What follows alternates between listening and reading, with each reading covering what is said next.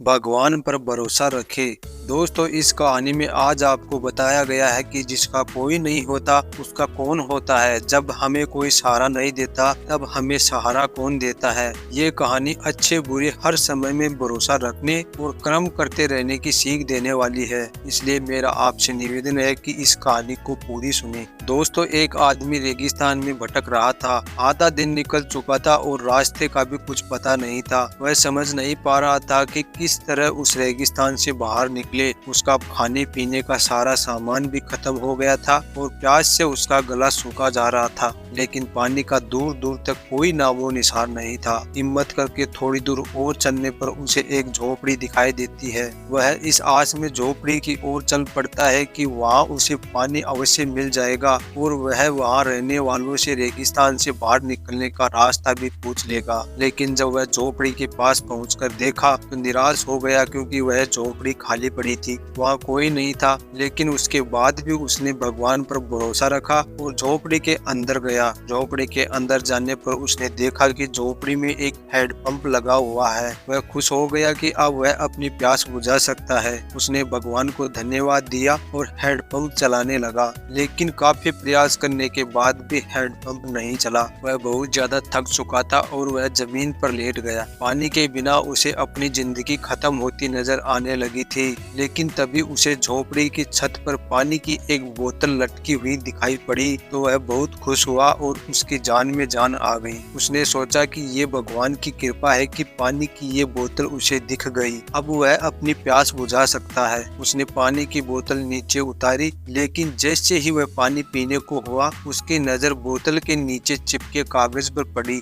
उस कागज पर लिखा था, इस पानी को पीना नहीं है, इसका इस्तेमाल हैंडपंप चलाने के लिए करें। जब हैंडपंप चल जाए तो पानी पी ले और फिर से इस बोतल में पानी भरकर वापस वहीं लटका दे जहाँ से आपने इसे उतारा था। कागज पर लिखे संदेश को पढ़कर आदमी सोच में पड़ गया कि क्या करे। यदि यह पानी हैंडपंप में डाल दिया और वह नहीं चला तो सही तो यह होगा कि बोतल का पानी पीकर वहाँ से आगे बढ़ा जाए। वह दुविधा में पड़ चुका था, लेकिन अंत में उसने ऊपर वाले को याद किया और कागज पर लिखे संदेश पर भरोसा करने का निर्णय लिया। उसने बोतल का पानी हैंडपंप में डाल दिया और हैंडपंप चलाने की कोशिश करने लगा। 2-3 बार प्रयास करने के बाद हैंडपंप चल गया और उसमें से ठंडा ठंडा पानी आने लगा। आदमी ने पानी पीकर अपनी प्यास बुझाई और बोतल में पानी भरकर उसे वापस उसी जगह लटका दिया जहाँ से उसने उसे उतारा था। वह वहाँ से निकलने वाला ही था कि झोपड़ी के एक कोने में उसे एक नक्शा और पेंसिल का टुकड़ा मिला। उस नक्शे में रेगिस्तान से बाहर निकलने का रास्ता बना हुआ था। आदमी खुश हो गया और भगवान को लाख लाख धन्यवाद दिया। वह नक्शा लेकर बाहर निकल गया, लेकिन कुछ दूर चलने के बाद वह रुका और वापस झोपड़ी में आया। उसने पानी की बोतल के नीचे लगे कागज पर पेंसिल से लिखा, यकीन मानिए ये काम करता है,